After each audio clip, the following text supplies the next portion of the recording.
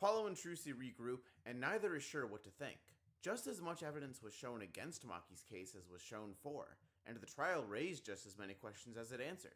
On the bright side, there are two leads. Lammermoor named Darian as the shooter despite his alibi, and the victim was an Interpol agent. Apollo asks for Phoenix's help, but he's been out on a top secret mission, says Trucy. As Apollo and Trucy are about to investigate,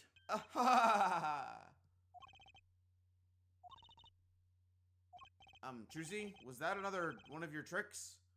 It wasn't me. I can't even make Mr. Hat laugh like that. Finally, the Yellow Magician decides to pay them a visit, and more importantly, chat a bit. Trucy does in fact know him, as Valant Gramarye, though they haven't seen each other in 7 years. The two know each other through Valant's partner, Zach Gramarye, Trucy's biological father. And apparently, he's vanished from the stage, so to speak. In any case, Valant hasn't come just to see his former partner's daughter. He delivers a videotape of the Guitar Serenade, and the counter finally ticks up. Apollo realizes that Lammermoor's disappearing act was likely Valant's idea, and he agrees, but declines to explain how it happened. And this is a little bothersome.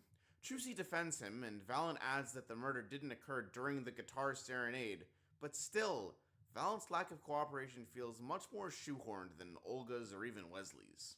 Apollo and Trucy go to the detention center, not that they're able to make any progress. After all, Maki can't speak any English, so why does Apollo's bracelet keep reacting?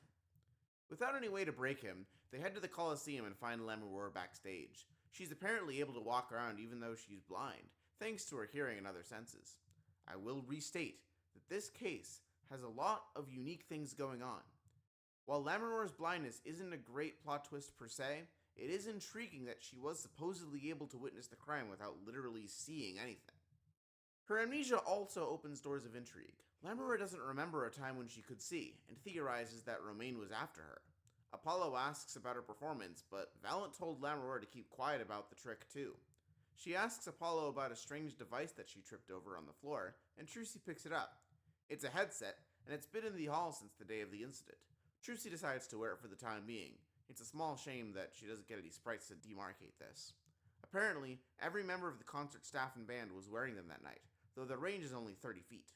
Apollo and Trucy return to the stage and run into Valant, who had started playing Lammermoor's song on the piano, rather elegantly, I might add. He reveals that Clavier had asked for his help in making her disappear, a half point for the characters talking during the song this time.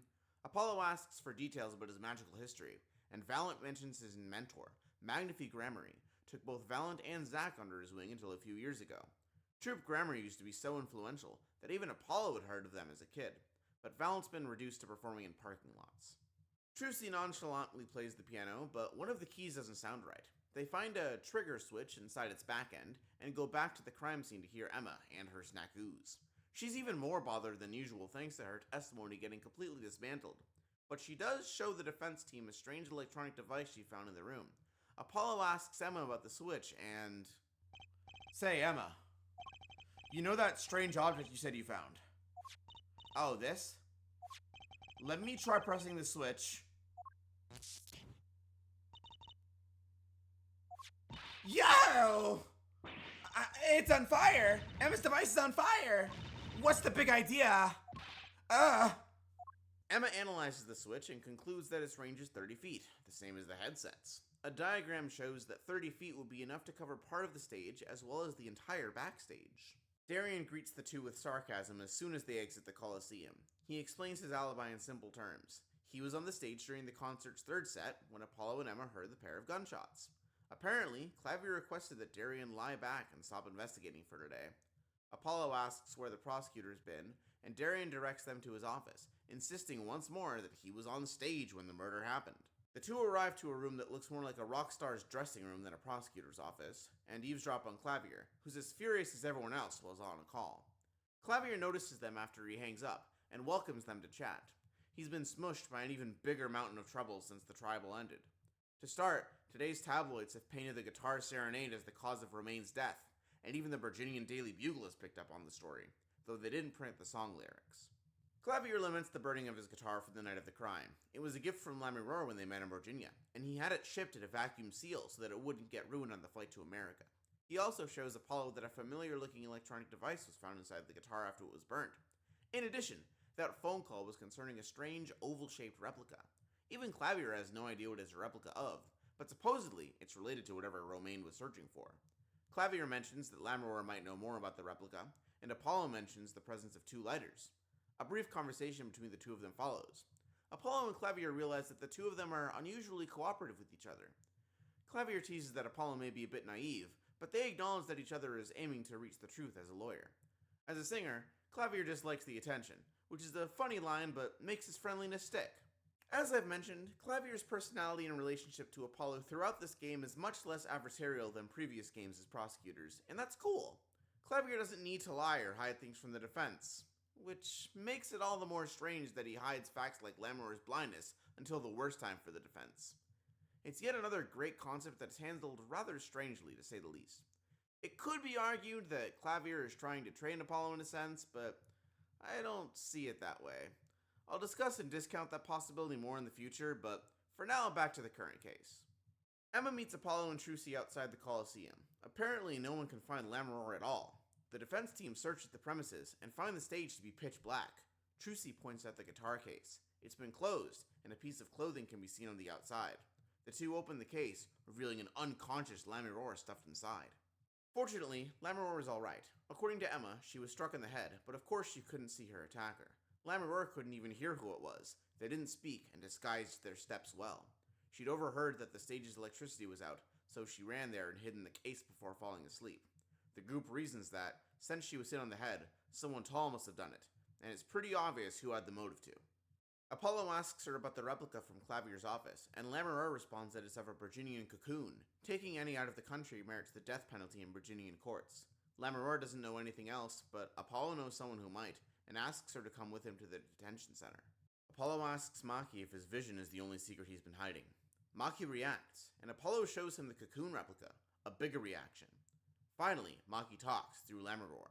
Apparently, the cocoons can be used to make a cure for incuritis. That's all he can confirm though. When asked if he smuggled one into the country, he says he can't go back home. It's pretty obvious why. He's just about ready to talk about the case when... This meeting's over.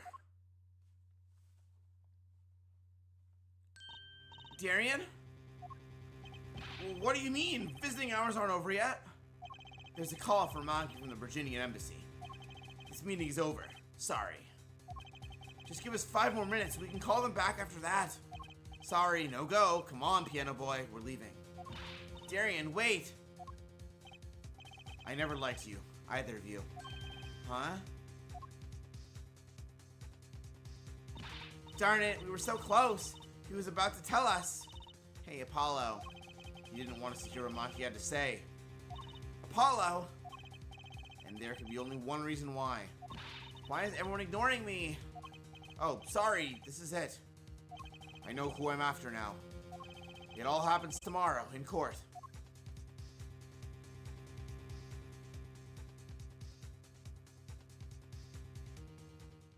Again, this case is shown to take creative turns. Dare I say, this segment is the highlight of the case for me. The main theme of this investigation is that all the remaining twists are hidden in plain sight. From a story perspective, it should be obvious what the end goal is and what multiple characters' motives are. I greatly appreciate Darian arousing more and more suspicion from the moment Lammermoor accuses him in court.